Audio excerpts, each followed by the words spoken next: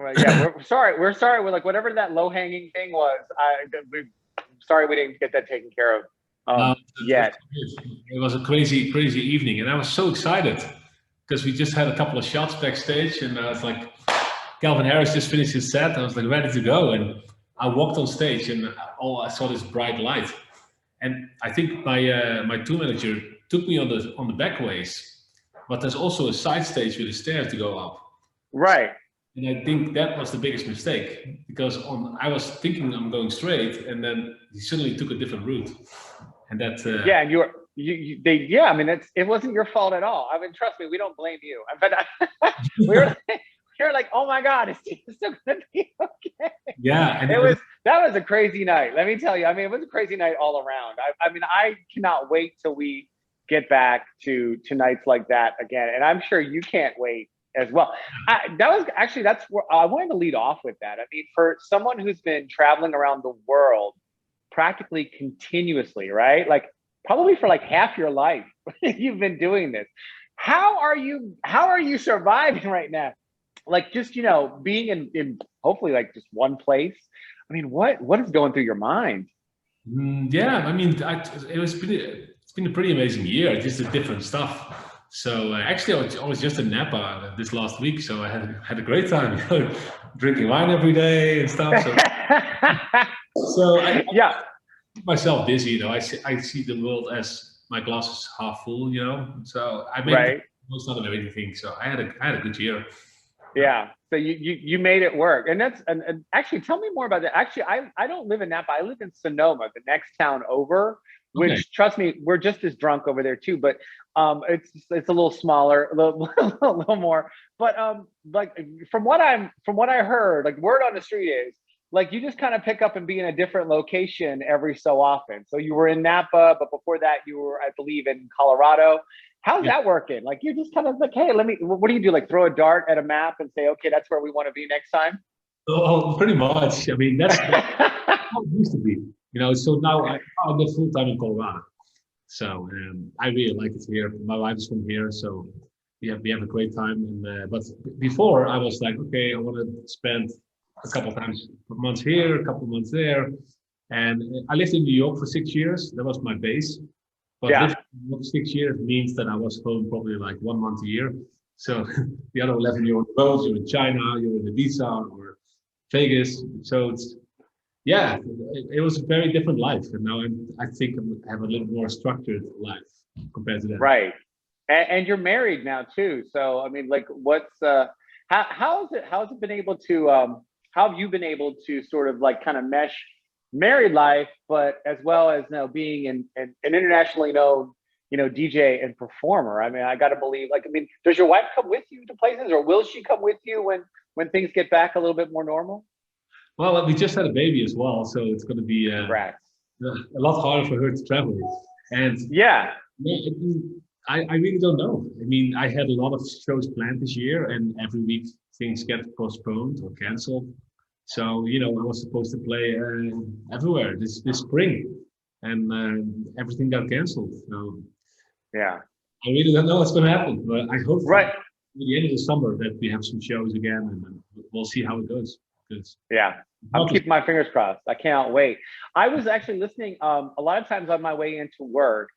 I will listen to European radio stations because I just like to hear what they're playing and what they're doing. Maybe that helps me stay a little bit more ahead of the curve. And one of my favorite songs from you came on. They played God is a Dancer with Mabel.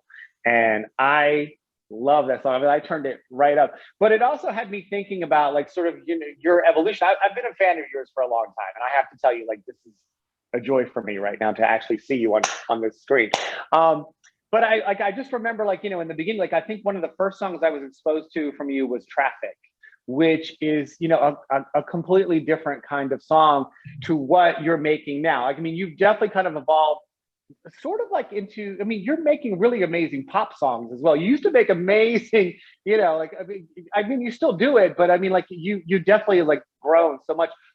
Tell me a little bit about the process for you. Like, how did you, I just want to know it all, but I want to know, like, how did you kind of evolve from, sort of like deep club DJ making these real kind of deep tracks into something, that became more accessible for the entire world.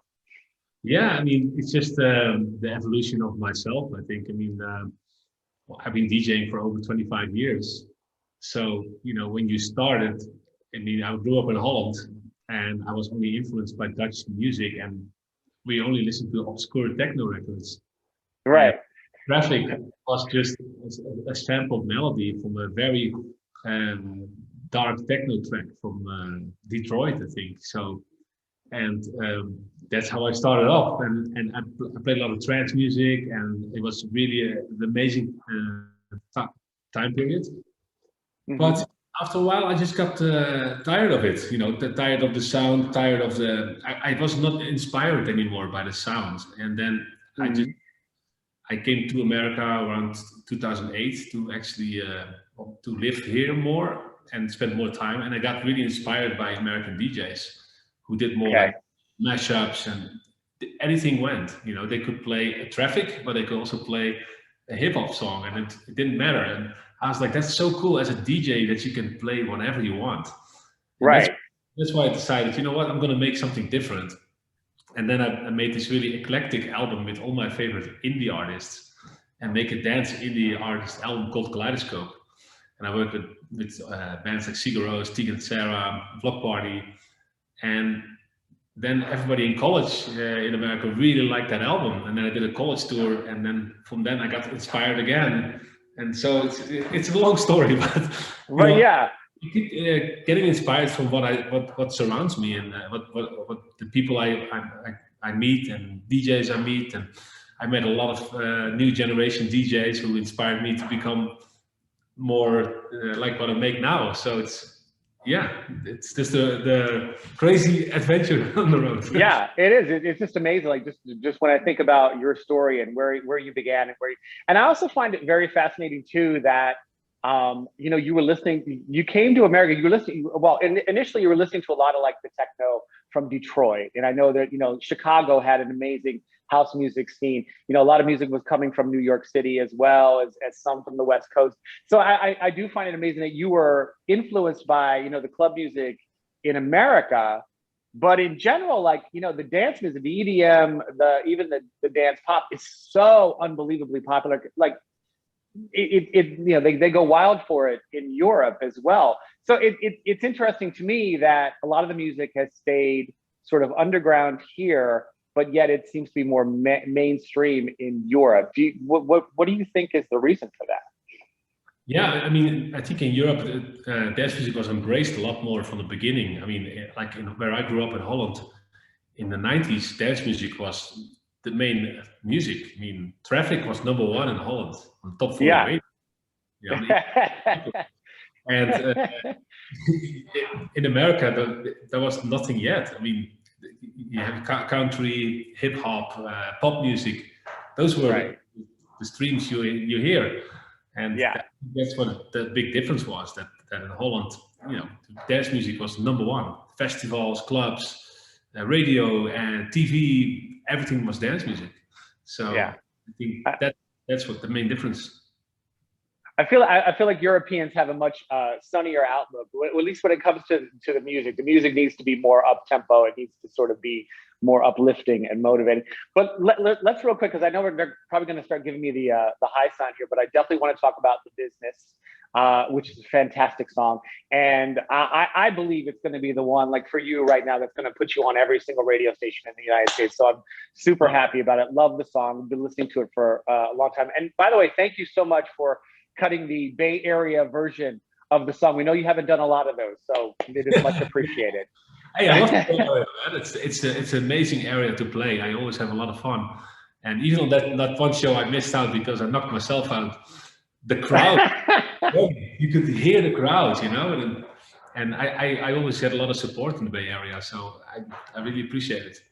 Yeah, well, we love to dance, we love you, and honestly, we need to make that show up. So I'm not trying to put you on the spot, but whenever we are free to do a show like that again, we definitely will come to you, let you know. I think I would love that. That would be amazing.